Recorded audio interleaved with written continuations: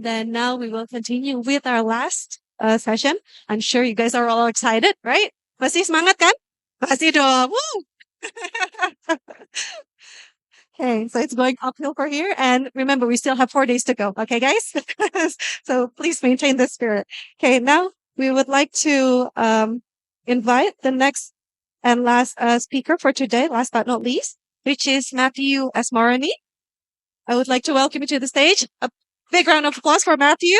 And maybe I'll give you an introduction a little bit of you. Okay, so Matthew holds a degree in environmental science and environmental management.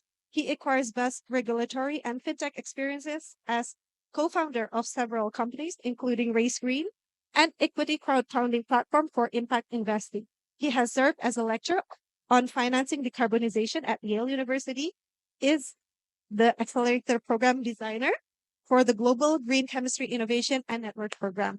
And currently, he is also the head of sustainable finance at Metabolic Netherlands. Is that correct? Okay, I'm doing good. Okay. So again, round of applause for Matthew for our last session, and please maintain the spirit. Thank you, Matthew. Okay. How's everyone feeling? It's been a long day of lectures. Yes? Okay, so I'm going to not do slides because we spend so much of our time in our days staring at the big screen, and then we stare at the little screen, and then we stare at our phone screen, and we go back and forth between all three. So I was hoping to just talk candidly, vulnerably about my experiences going from science to entrepreneurship. But before I begin, I just wanted to get a feel of the students in the room because this lecture is really for the students, okay? So I just wanted to get a few questions, and if you would raise your hands, then I could help calibrate the lecture and the content to be most useful for you. So first off, who is graduating either this year, within a year, within 2 years? Okay, yeah, but within 2 years? Okay. And how many people know what they want to do for a job or have a job lined up already? Anyone? Maybe expecting to get a job in a big company, maybe an oil company, maybe a chemical manufacturer. Where's the fun? Yeah. Okay. Okay. Well, so this lecture is really for you all because I personally think it's the most exciting time to be alive in human history.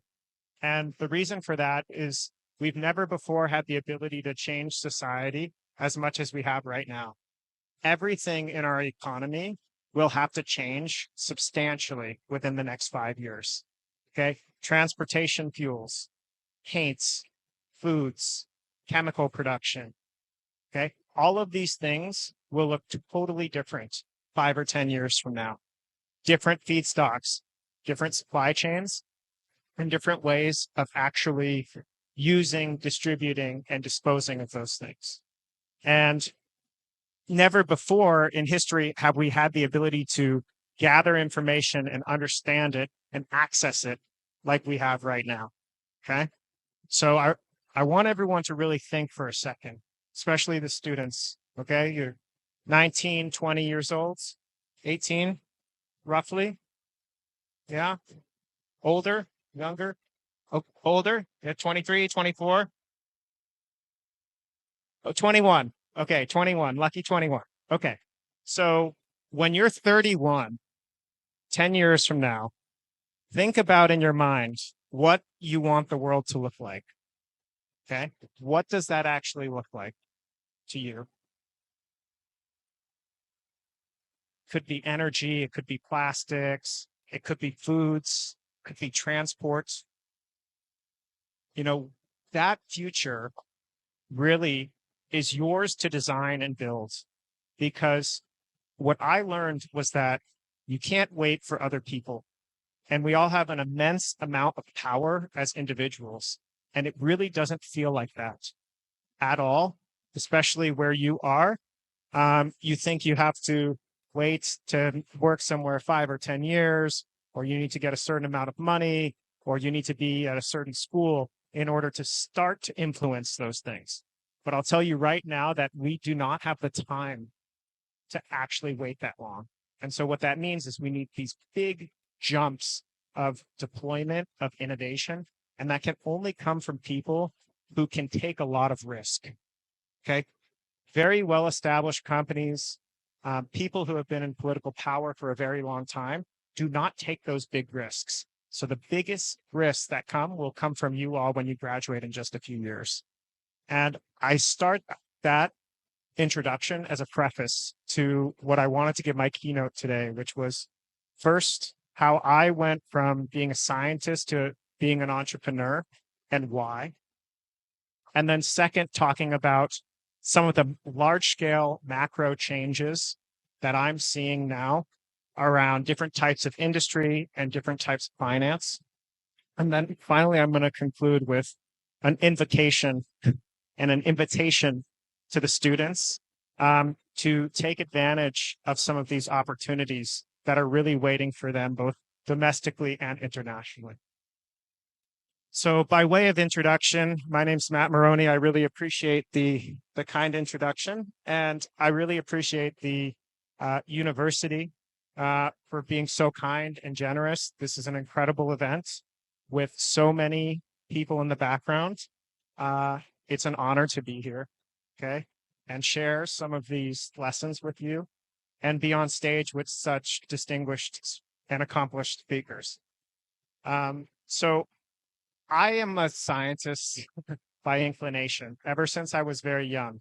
And the reason I knew I was a scientist was because I was always intensely curious about the world. Yeah. Why do the stars shine at night? Why are leaves green? These very basic questions. And not only was that curiosity a core motivator, but also the creativity to try to express, why is it like this? Right. And I remember the very first time that I knew I wanted to study science was when I saw Carl Sagan, his TV show Cosmos. Has anyone seen Cosmos? No, it was actually the most viewed TV program in history. It was syndicated, I think, in over 80 different languages in the 1980s, and it outlines the discovery of knowledge of humanity, particularly around chemistry, physics, astronomy, but more importantly, some of the impacts around nuclear energy and the impacts humanity was having on the climate. And this was far before any of this was in the public conscience. So I went in to study science. I studied environmental chemistry, and I was very interested in climate change. Why is this happening? How is this happening? The greenhouse effects. And that naturally led me to this question of where are these chemicals coming from and why? Right? So then I started to learn about energy production from petroleum, right? And also the chemistry associated with petroleum. And that led to this discovery of the enduring impact of persistent organic pollutants. Dr. Moore's already mentioned that, in the umbilical cord, you can detect many different chemicals. In every single person in this room, you can detect several hundred industrially synthesized chemicals. Okay. No matter how you eat organic, no matter how you live your life, these are just exposed to you. It's not a choice, right? And so this is a burden that we've inherited as a society, and it affects things like cancer, autism, strokes, all sorts of diseases.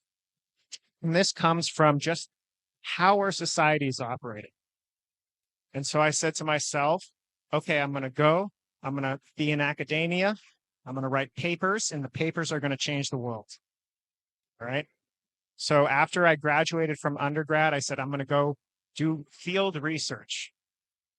And I went to the Siberian Arctic. Okay. Has anyone been to Russia or been to the Arctic? It's kind of like the opposite of Indonesia, in the sense that I think Indonesia, it's almost always 12-hour days. We're very close, right? In the Arctic, it's basically 24 hours of daylight and 24 hours of darkness every 6 months. Okay. So I went during the summer when it was 24 hours of daylight. And up in the Arctic, there's a band of an ecosystem called the boreal forest. And it's also known as the tundra or the taiga, depending on who you ask. And in this band, it's incredibly rich organic soil. And organic soil has high carbon concentration. All right. So in the summer, when there's 24 hours of daylight, the soil will thaw out to a certain depth, sometimes 12 centimeters, sometimes 20, sometimes 30. And then during the winter, it'll freeze back. Okay. And as you have different seasons, you have different depths. And each time it goes to a depth that hasn't been unfrozen for thousands of years, tens of thousands of years, you have a net addition of carbon to the ecosystem, to the atmosphere. And you can think of it like, does anyone eat? Sometimes it's busy being a student, right? You want quick meals. You know, you don't want to cook healthy food. I know that's how it was when I was a student. You got cup of noodles, right? Cup of noodles, crack an egg in there, pretty good. But if you also have frozen meals, right, in the freezer, you can't eat a frozen meal, right? You have to warm it up. You have to thaw it out. And that's like what you're seeing in the Arctic, which you have basically food that has been frozen for 10,000 years or even hundreds of thousands of years that is now being released into the Arctic. Okay. Every year, the depth is getting just a little more. And so this release of carbon is a massive accelerant to climate change. Okay. So I remember distinctly standing on the Siberian tundra, looking out, and it has many small hills and just tiny shrubs and grasses. But what happens is that little tiny lakes form. And these little tiny lakes that form, then, because water is 0 degrees Celsius, right? Or a little higher, right? So then any of the soil that is 0 then starts to thaw around it, right? So as you have melts, you have more melts, and it increases. So that's one loop. Then the second loop is you have frozen soil, which is light, covered with grass, turn to water, which is darker, right? So now you have the albedo effects, okay? So lighter ground reflects light, darker ground absorbs light. So now you have a second feedback loop, right? And you can go through 3 or 4 of these different feedback loops that are happening in the Arctic. And as a result, we talk a lot about 1.5 degrees Celsius, 2 degrees Celsius. I'm sure maybe the students have heard some of these things when you talk about the Paris Agreement, right? The Paris Agreement, yeah. But that's a global average, okay? Globally, around the world, by 2050, we're aiming for 2 degrees Celsius. Already in the Arctic right now, we're seeing over 4 degrees, okay?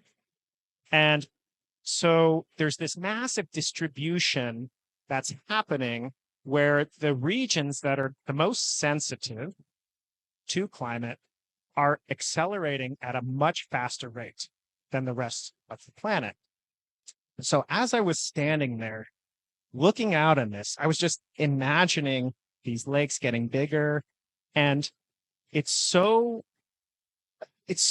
palpable, the effects. There's so much methane, okay, that's being released that you can actually just shove a stick in the ground and light it on fire. Okay. And I said, I could spend the next 30 years of my life writing 30 papers in journals that maybe 30 people would read. If I include my mom and my brother and my dad, that wouldn't really even read it. They just downloaded it. Right. And what would that actually do? Right. To address this problem? What would it actually do? And I had to make, I would think, what was considered the toughest decision of my life, which was, I don't think it would do much. And if we actually want to slow this down, stop it, or even reverse it, we have to substantially change the way we operate society, right? And most of these things already exist. They already exist. They're available to purchase right now. 60, 70, 80% of the emissions easily. And the only thing that's stopping it is political will, okay, which means the motivation of people and the governments that represent them, but also financial capital, which is how much does it cost, who pays for it, and how do they get paid back? It's not actually needing to discover something new. It's about motivating people to do what already exists using the tools we have right now. And that was very difficult for me because I wanted to sit in the lab and I wanted to learn more. I'm an intensely curious mind. And I wanted to discover new things. And again, we need to keep discovering things. But more importantly, we need to deploy what we already have at large scale in every country all over the world. And we need to do that in the next 5 to 10 years. Okay. So I said, I'm done. I'm not going to get a PhD. I'm going to go work in the private sector. So I thought, what was the most urgent thing that I could do as an individual to make the environment safer for human beings? And I said, I'm going to go to places that were extremely contaminated. And I'm going to take soil samples. I'm going to take water samples. I'm going to design and implement cleanup actions, okay? Environmental engineering or environmental remediation. Do the students know what those concepts are? Remediation, cleanup, environmental cleanup, okay? So when you have an oil spill, right, the activities you do after are remediation. But that's kind of like an acute environmental cleanup. But if you look at, for example, like a petroleum refinery or a chemical refinery, it may be leaking solvents for 10 or 20 years, okay? And it may then go deep in the soil and it'll follow the natural groundwater table and it could start to affect other animals or human health. And Dr. Moore showed the picture from Love Canal, which if you're interested in environmental history in the United States, Love Canal is an extremely important example that motivated an entire societal rethinking of environmental laws, okay? So I went to work at places like old paper mills, okay? Paper mills use mercury in what's called the chloralkali process, okay? And just a few kilograms of mercury over like 100 hectares can cost hundreds of millions of dollars in cleanup costs or more, okay? And that's just one chemical for one type of industry. So I worked in paper mills, I worked in steel foundries, I worked in chemical factories, and I did a lot of work with environmental regulations, okay? So data centers are a huge topic right now, right? We can't build enough data centers.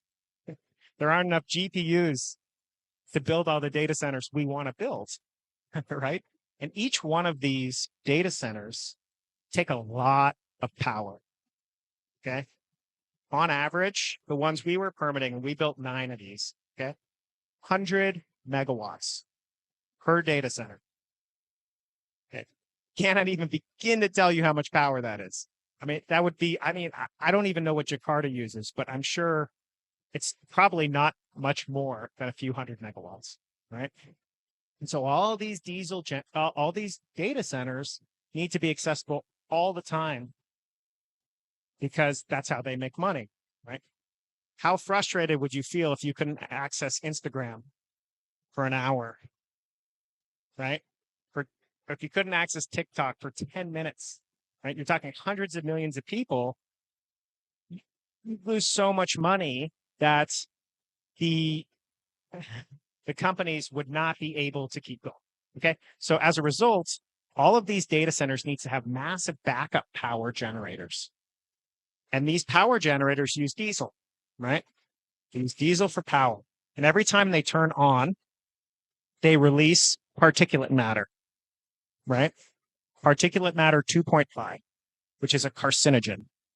So a lot of the work we were doing, besides just cleaning up the soil, was saying, how could we reduce the exposure to people every time these diesel generators turned on? And we had to do some really kind of complicated math with Monte Carlo assessment to say, okay, how often is the power going to turn off, and how many generators do we have to turn on in different places, and where will the people be, right? But ultimately, there were people around all of these data centers. There were people living on the fence line. There were people living on the fence line of these old chemical factories and paper factories. And often these people were amongst the lowest income, right? People that generally have nowhere else to live. So they get pushed towards the industrial areas. Maybe that's a trend that some of you have seen in Jakarta, right? It happens all over the world. Typically, the wealthier people live upwind of the predominant wind directions. And that's because, over the last 100 years, the smoke blowing in one direction generally, okay, they want to live on the other side. People who don't have the choice end up being there. And so after doing a lot of this modeling, after looking at a lot of these exposure rates, I realized that these activities are designed to clean up the environment so that then you could build a new building, right? Build a new office park, a shiny new condominium, maybe even an innovative new biorefinery. But when that turned into something nice and that turned into something new, the people on the fence line, at best, they got to stay. At worst, and most likely, they had to move because of gentrification. And I hope you study gentrification in your studies and understand that as areas get nicer, people have to move, right? But by no means do any of the people who were along the fence line get to share in any of the profit of the new buildings, of the new businesses, despite the fact that they bore the burden of their chemical exposure in their bodies, their blood, for decades or generations, right? So I said, this isn't going to work. This isn't going to work for me. Again, what do I do? And it's frustrating. But again, this talk, I really want to tell the students this because it took me a lot of pain and suffering, and I hope you all can avoid some of it, right? But please do recognize that you will have multiple careers. Those careers will go in different directions, and some of the turns will be so sharp and jagged that it'll feel really disorienting. But it's very important that you lean into them, because that's where you'll really start to see larger and larger impacts and larger successes. Okay. So before I jump to the next chapter, I wanted to just remind everyone of that QR code there, right? We've gotten a lot of good answers so far on the first few questions.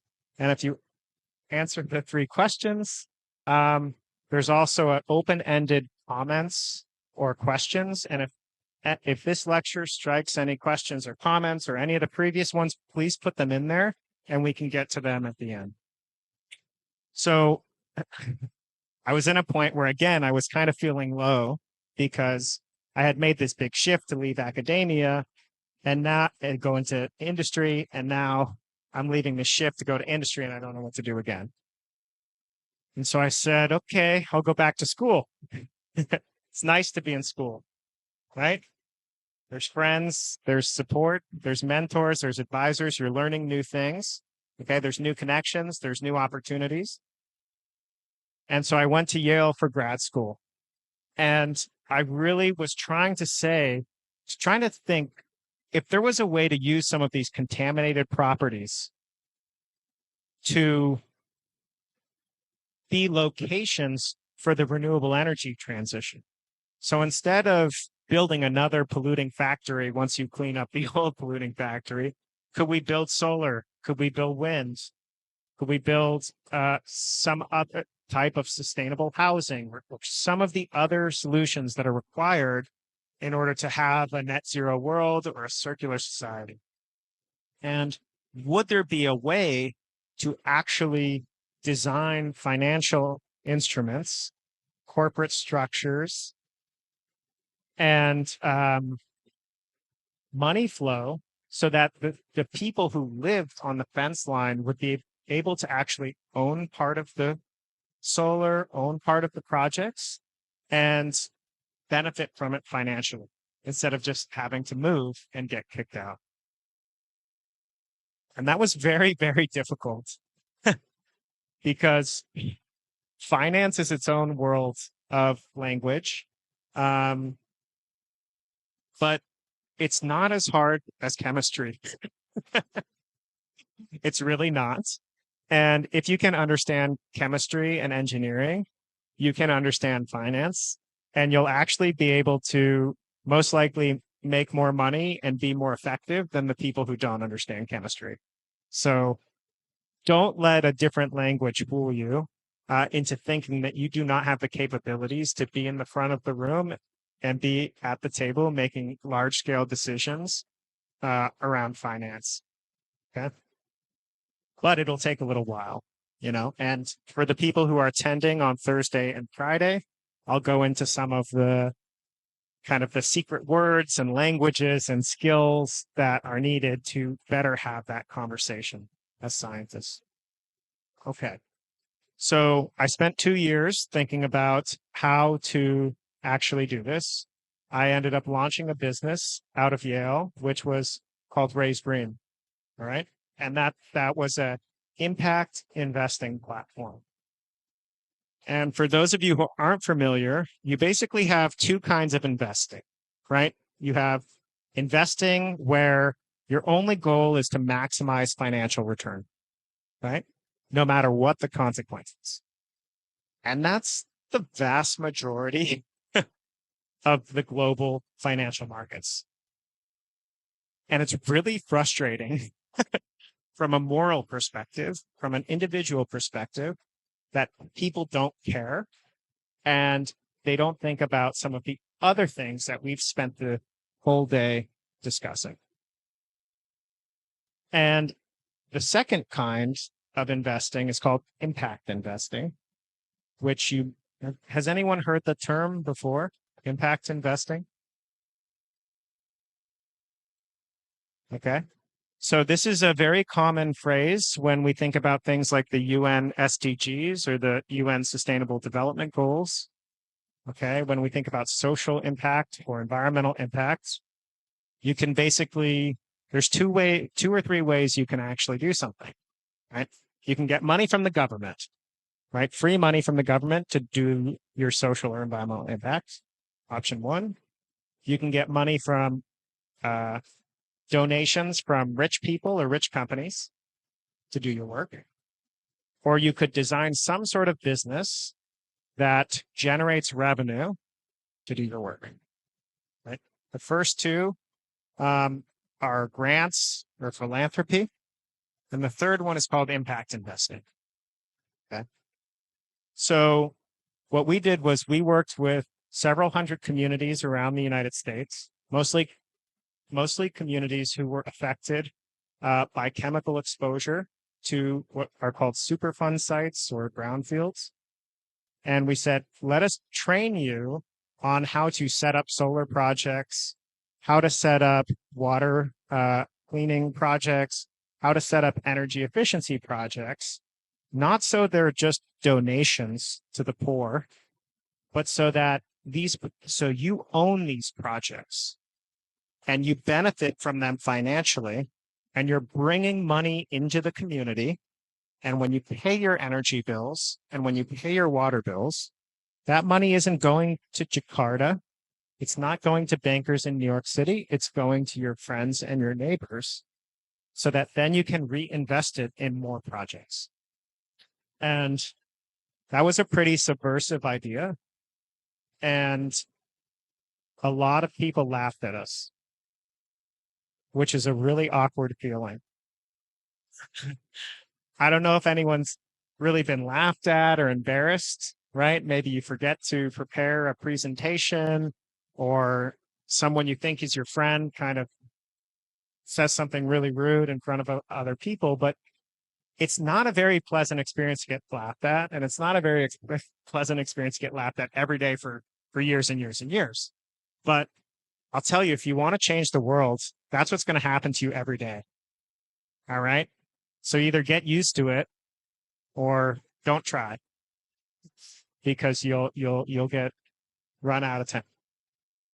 Okay. So we were working with all of these communities, and what I really learned was, a lot of people want to do these things, right? They want to have good food. They want to live in places with clean air, right? They want to build renewable energy. People want this. They just don't know how, right? And the closest thing I came to realize was there's an ambition in human beings. There's this drive to create, right? And you have Uber here in Jakarta, right? Or something similar to Uber. Yeah. Okay. And it's such an interesting thing, right? Because before Uber, there were millions of people that didn't realize that they wanted to be taxi drivers, right? And this app gave the ability for people who wanted to be their own bosses, who wanted to be entrepreneurs, a way to do that, a way to work on their own schedules, a way to pick up clients, a way to have money get transferred back and forth. But they didn't have to think of an idea, right? There's this myth in entrepreneurship that you need to invent something the world has never seen. Otherwise, you can't create your own company, right? There are millions of people who just want to do this and who want to be led, right? And whether or not you realize it now, the fact that you're in a school like this university means you are the leaders.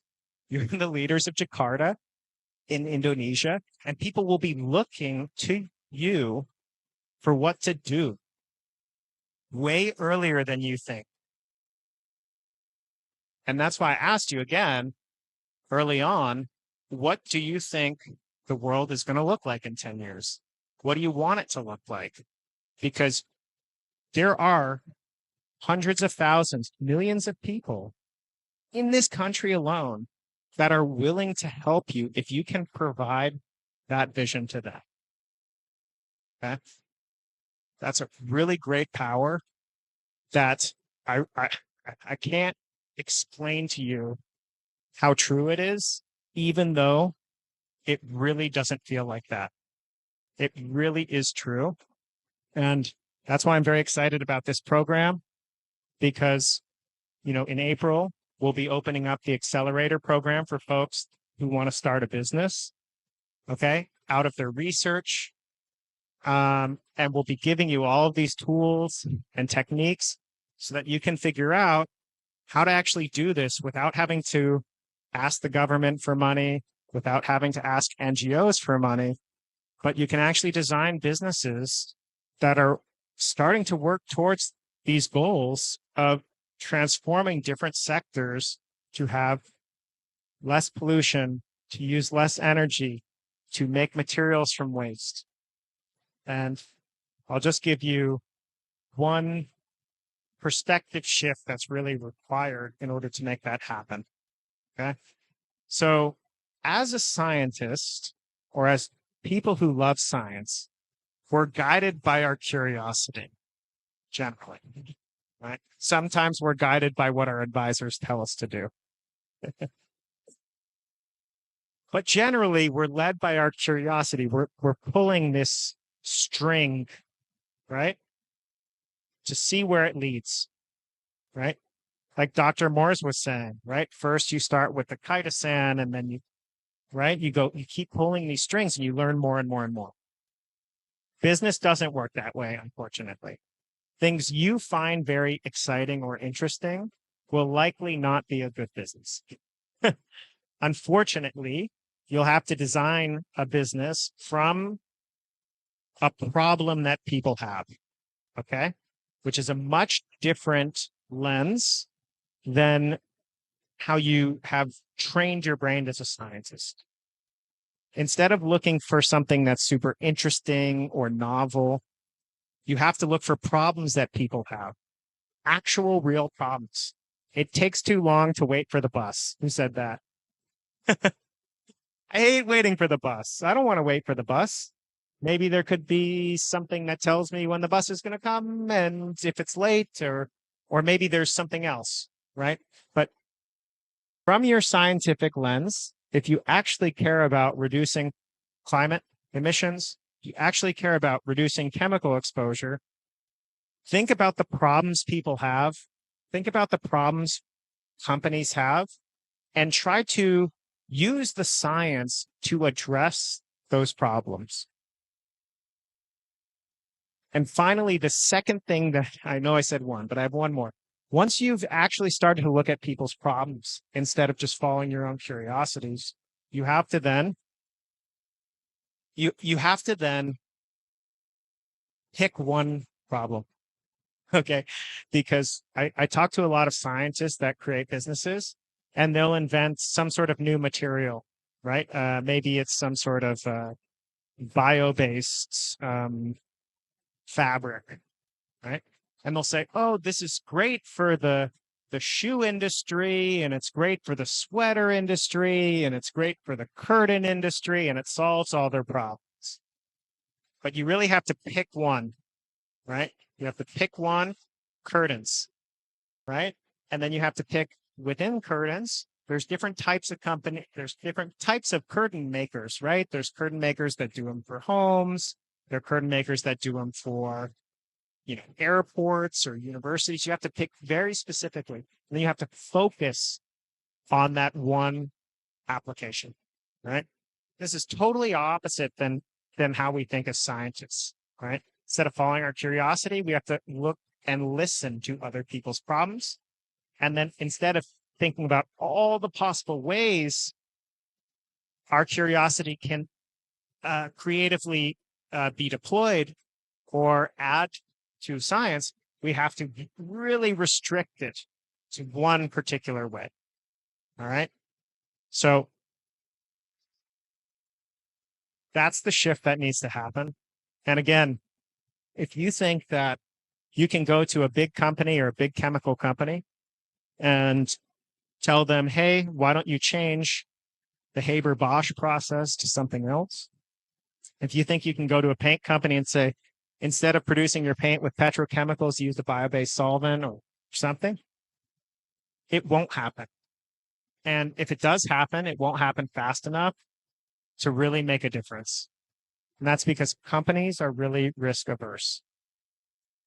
They're risk averse because the market is extremely competitive.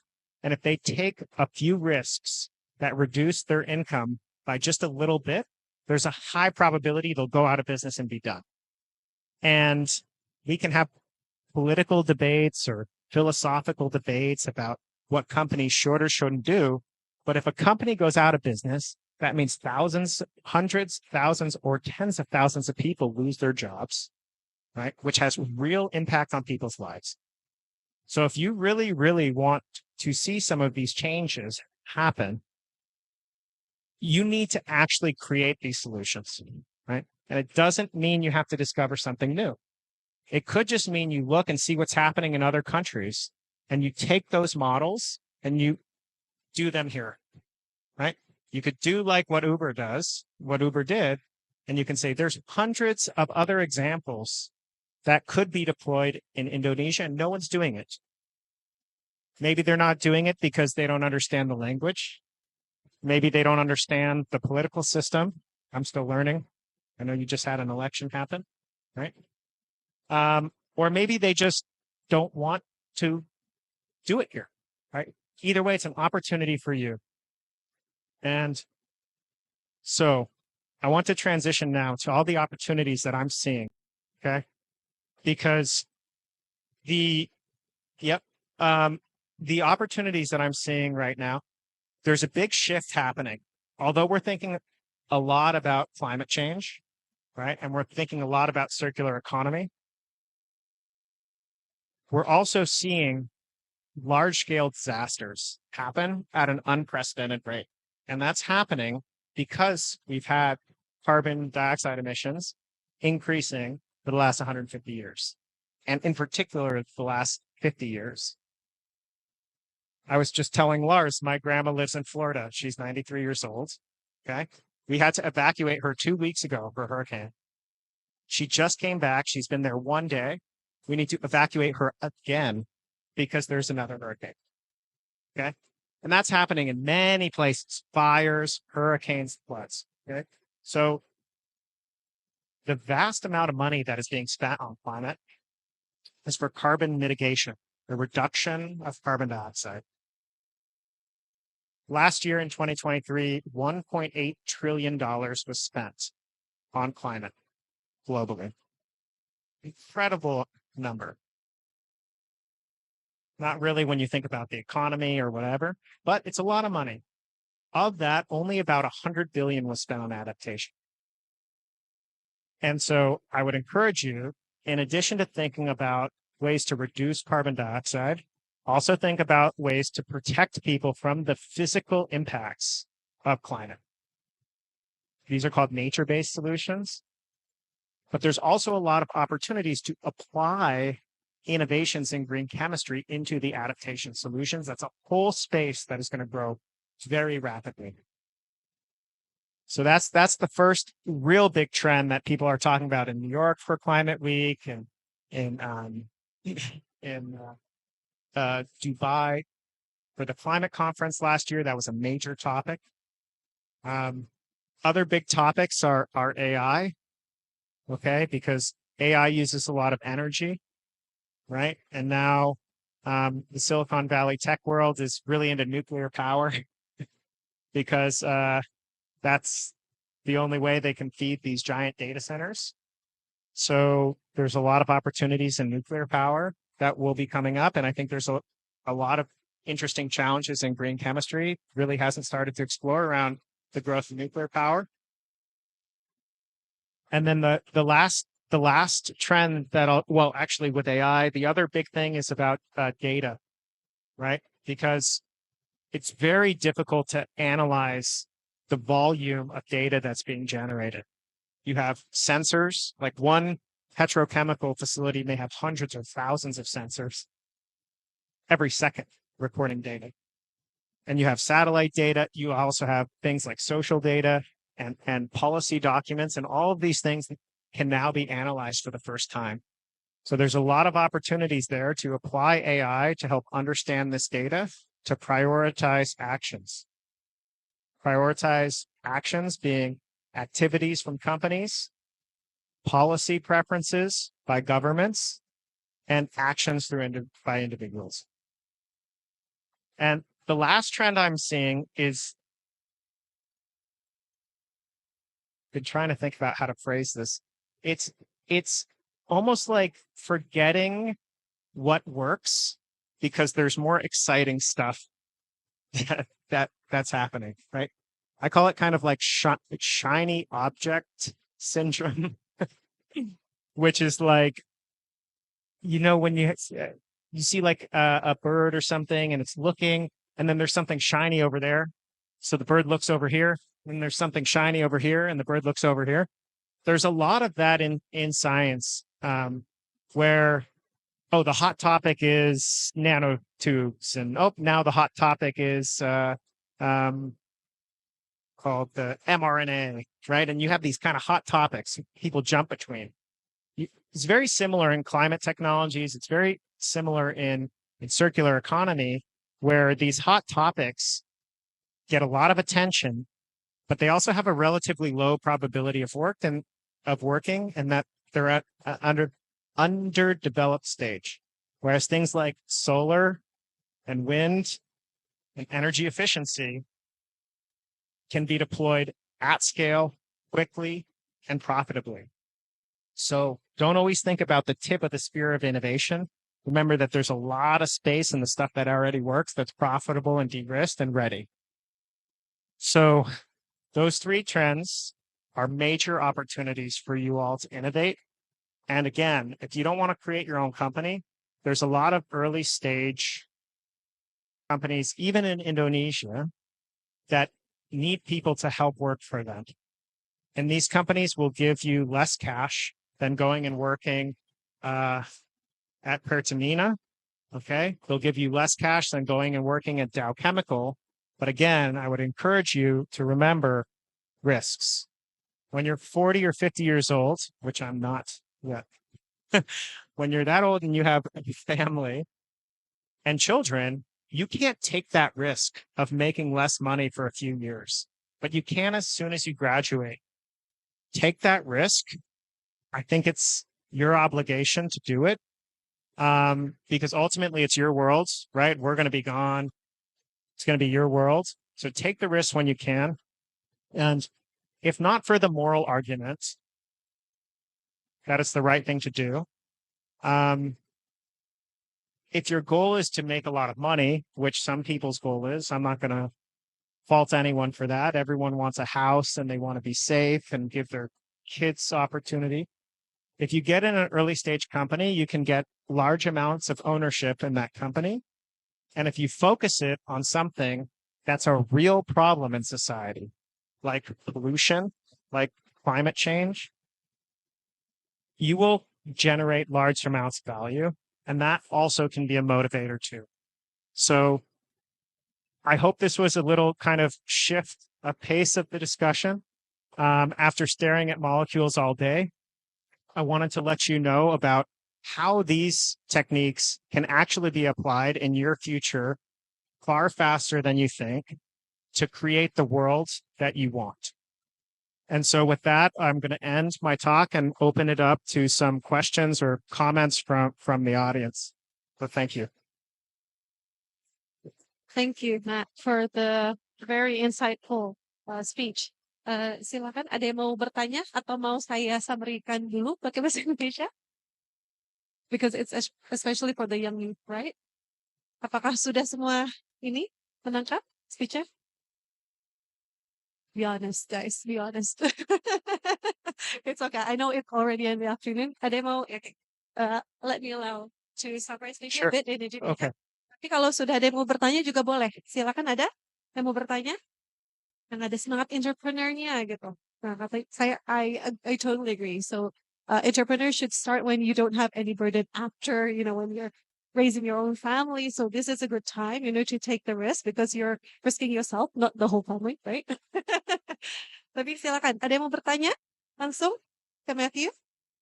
Boleh? Atau juga dari audience? Boleh. Bu Ranita. Yeah, thank you.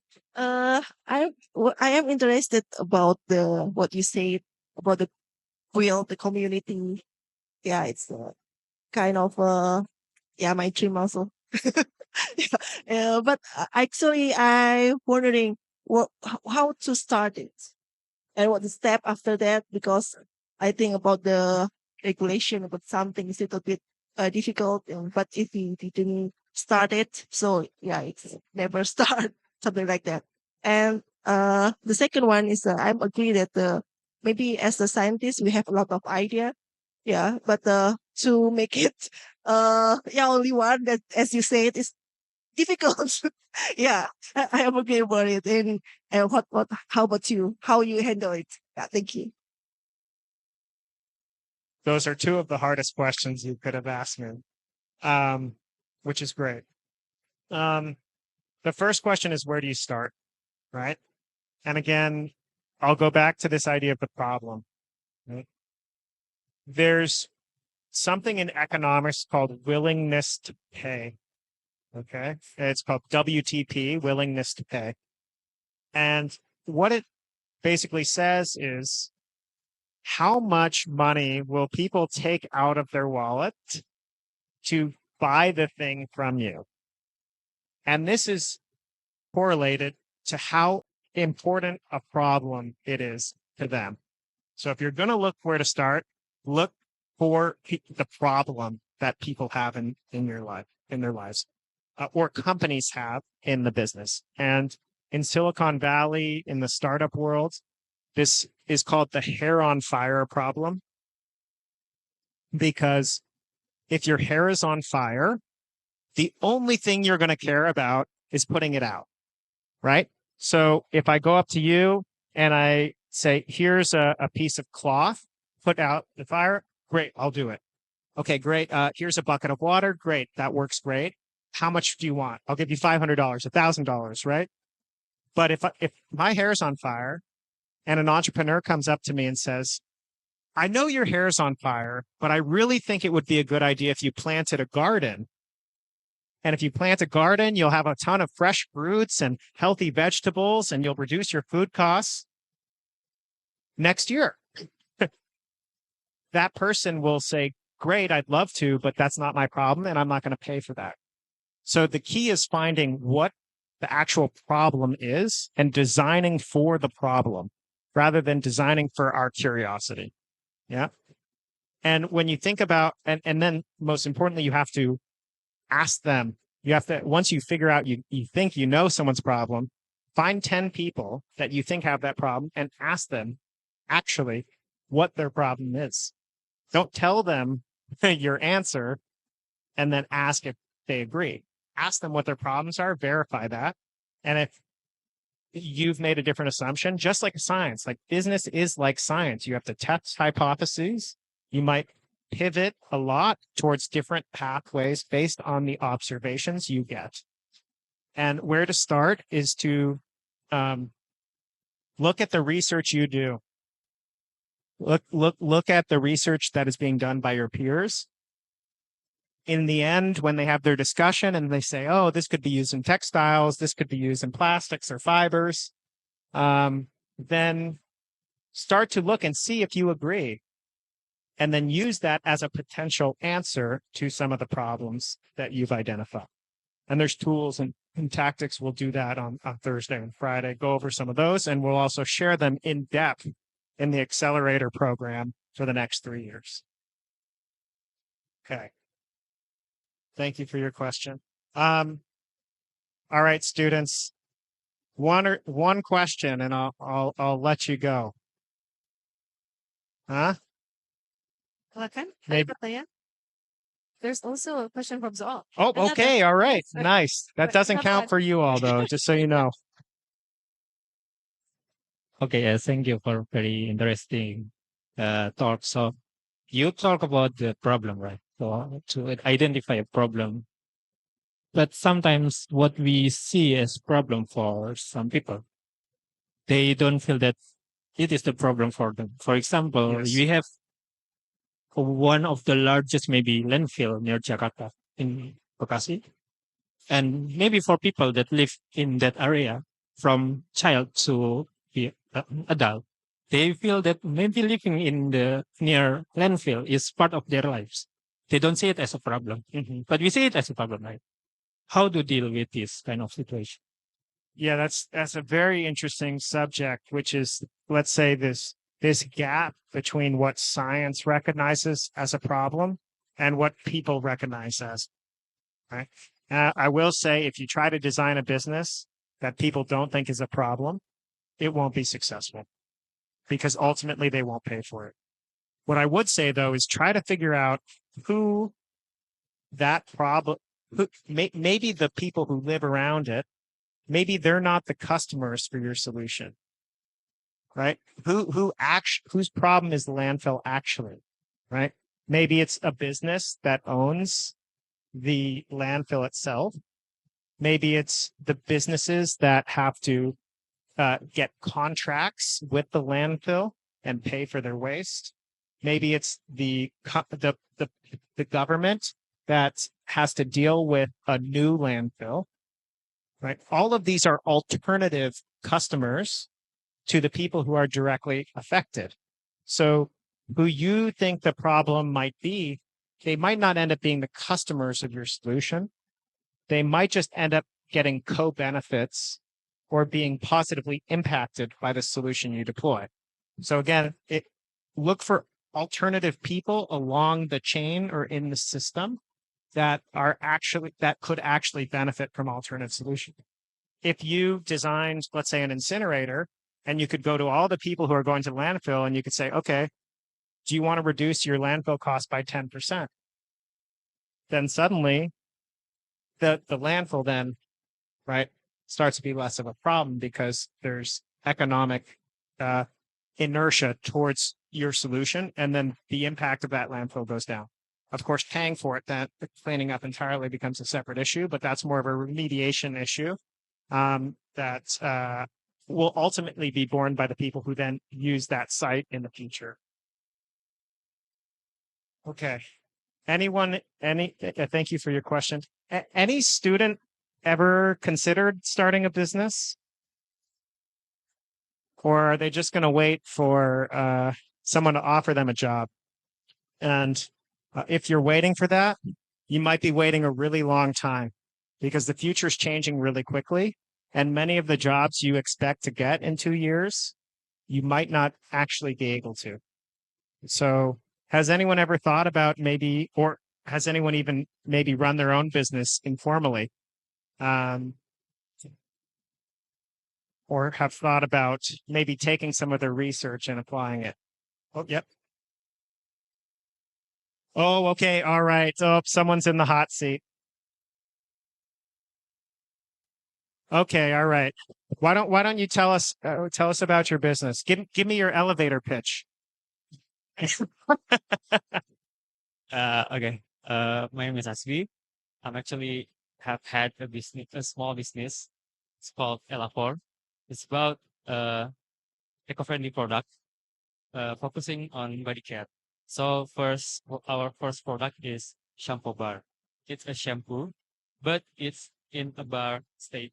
So it donate plastic waste. That's our first goal. It's to reducing plastic waste, and also we using what this safe and also eco-friendly formula. So it's safe for the environment and also safe for our hair and also for our skin. So Well, excellent. Thank you for telling us about your business. you're welcome. And that's a brilliant business. And you didn't have to invent anything new, right? These shampoo bars exist in other countries. And really what you're doing is planting a new market, right? There's a lot of opportunity to take things that work and apply it in Indonesia, scale up the impact, and then they will be acquired by companies that want to enter this market. So I think that's a brilliant business. And have you made your first sale yet? Have you sold? Yeah, we made our first 100 sale. Yeah. Okay. Congratulations. Thank you. And you probably would love some help and support. So maybe if any of the students in the room that are interested in entrepreneurship, again, you don't have to create your own business. You can go help people that are creating theirs. So perhaps you can talk. Remind me your name again. I'm sorry.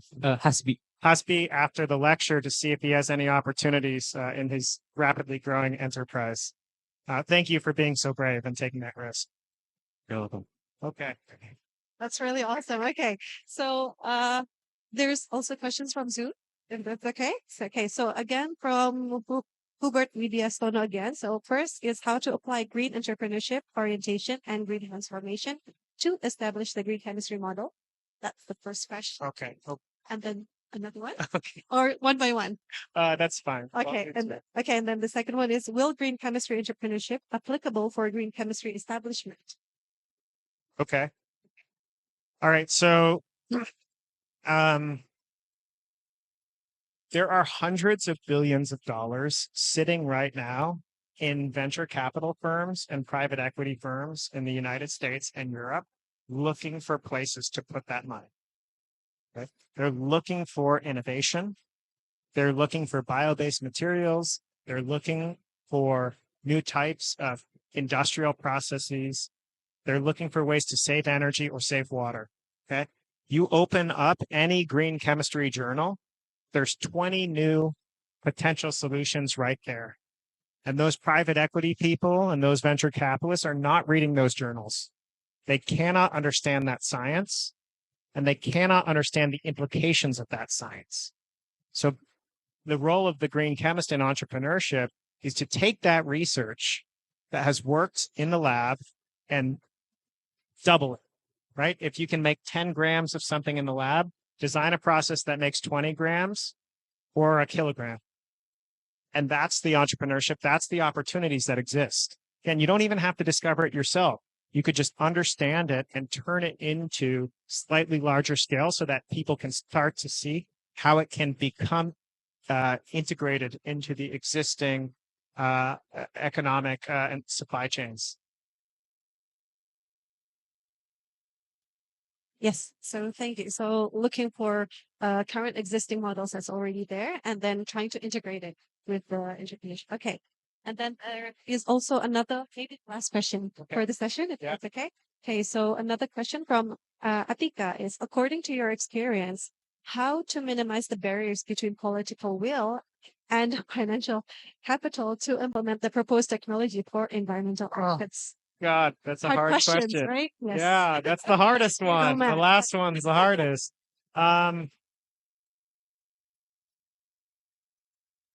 Sometimes if you push really hard, you won't make any progress, right? So I visualize it like if you have like, well, actually, does anyone work on bicycles or motorcycles? Does anyone do that, or cars? Okay. Well, I work on bicycles sometimes, and I fix my friends' bicycles because it's a circular economy thing, right? And it saves them money. And sometimes if you're twisting a screw and you're pushing really, really hard, you can't get it, right? Or you can't get it to align, or it misthreads. And really what you have to do is you have to back off the pressure just a little bit. And if you back off the pressure just a little bit, then it'll align and you can tighten it, it'll work. And so when it comes to political will and financial investment, I think about it like that, right? Hitting it head on as hard as you can, that might not be the easiest way to make it work. You might have to take a little pressure off and go from a different angle. Or again, go completely 180, right? If I go to the minister of the environment and I'm like, you need to ban all fossil fuels and you need to stop all petrochemical production and you need to do it today. The political will to do that is about zero, right? But if you go to the minister of industry and you say, hey, we've discovered this green chemistry technique that could help save Pertamina 20% a year through becoming more efficient, there's a lot of political will for that. And again, it's reaching towards the same goal. And the hardest and most frustrating part from being a student to getting a little older was realizing that you can't always come on with the final vision, and you have to take little steps at maybe a different angle towards that final vision. And you can find an angle where there is political will. You might have to change how you're talking about it or how you're presenting it or who you're presenting it to. But at the end of the day, saving water, saving energy, reducing inputs, and increasing outputs is fundamentally profitable. And so companies and politicians will support them if those benefits are highlighted appropriately and clearly through evidence of larger scale production out of the lab. And so that's something that can be done by early stage green chemistry entrepreneurship. I really like that last part of your statement: saving water, saving energy, reducing efforts, increasing outputs. Little steps from different angles. It's like when you're in a fight, you don't just head on, one way, but you have to have multiple angles, right? When you fight? Yes. Yeah. Get in a lot of fights? No, I don't. No, I mean like when you're looking at a problem, you cannot only just look at it from one angle, but also from different perspectives. Exactly. That will also have an impact. The same goal, but different points of. That's me. Just communicated I- slightly differently. Yes. Another for a record. I It's don't just go like to a lot of fighting. fights. Okay. I Okay. think that concludes the speech of Terima kasih. Matthew. Thank you. Terima kasih. Boleh tepuk tangannya teman-teman semua? Thank you very much. Oke, jadi again kita sudah sampai ke akhir dari sesi acara. Mungkin sedikit aja ya summary-nya. Jadi tadi again ke semua teman-teman dan kita juga semua ya mungkin para dosen di sini bahwa 5 sampai 10 tahun ke depan kita akan berubah ya dari cara kita hidup, dari kita makan, dari transportasi, dari kendaraan yang kita pakai dan semuanya itu semua akan berubah landscape-nya. Jadi secara mindset-nya kita harus siap untuk menghadapi perubahan itu dan we're facing it right now also. Jadi again kesempatan tentu kayaknya semua itu kita yang ciptakan, itu semua tergantung kita. And that's a very brave point of view. I'm shifting from scientist to entrepreneur. Seperti yang disampaikan, setelah lulus S2, dia kerja juga tidak ngambil PhD, tapi memutuskan untuk menjadi entrepreneur. So, jadi beliau mulai dari dia waktu kerja di private sector, dia ke daerah yang terkontaminasi, dia mulai dari, again, kayaknya semua manusia memiliki perasaan yang sama ya, ketika melihat sesuatu yang tidak baik gitu ya, kayak kita nggak bisa diam aja gitu. Dan mungkin itu dasarnya ketika dia melihat ada society, marginalized society, atau orang-orang yang hidup memang di daerah yang banyak polutannya ya, efeknya cuma dua. Either kalau mereka bersyukur, syukurnya mereka masih bisa hidup di daerah situ, tapi seringkali mereka harus relokasi atau bahkan kena efek dari limbah ataupun polutan itunya. Jadi cara berpikirnya ya tadi kita harus bisa nggak sih kita menghasilkan circular economy tadi mencapai net zero target, tapi bagaimana tadi mengutilize sudah pasti dari proses pasti ada limbah, nah bagaimana kita bisa mengutilize limbah tersebut gitu ya. Dan tadi juga beliau menyampaikan, beliau memulai karirnya di entrepreneurship adalah dengan mendirikan Race Green gitu ya. Itu adalah sebuah impact investing platform, jujur saya juga baru dengar istilah ini. Jadi intinya adalah investasi ini ditujukan untuk menghasilkan efek positif terhadap sosial dan lingkungan, sembari memberikan keuntungan finansial. Kayaknya itu semua pengen seperti itu ya, benar nggak ya? Jadi bisa entrepreneur, kita bisa menghasilkan efek positif sosial dan lingkungan juga sirkular gitu. Dan again, tidak selalu harus menciptakan sesuatu yang baru, apalagi tadi udah diberikan contoh oleh Hasbi gitu ya, tadi menciptakan sebenarnya saya lagi mencari juga ya Hasbi, nanti saya boleh ya pesan. Nah, tadi dari batang sabun gitu. Sebenarnya di mana-mana sudah ada gitu ya, tapi again, it doesn't have to be something new gitu ya. Dan nanti katanya di April ya, rencananya akan ada semacam program inkubasi bisnis juga ya dari teman-teman dari GGINP ini. Jadi seperti itu, and then look for alternative customer. Kita nggak harus selalu again memulai sesuatu yang baru. Kita bisa integrasikan juga dengan sistem yang ada. Oh, dan satu lagi yang tadi saya tekankan, mungkin kadang kita, wah ini menarik gitu ya, tapi sebenarnya dari point of view bisnis tidak. Jadi kita mulai dulu, ada masalah apa nih yang sedang dihadapi oleh bisnis, oleh sistem. Nah, kita bisa menjadi mencari solusi untuk hal tersebut. Kita mulai dari situ. Jadi bukan hanya pure out of curiosity gitu ya. Jadi benar-benar memang ada pasar atau marketnya untuk mencapai sana. Mungkin itu aja ya. Summary dari pembicaraan Matt. Again, thank you Lars and Matt for the great discussion and also for the material.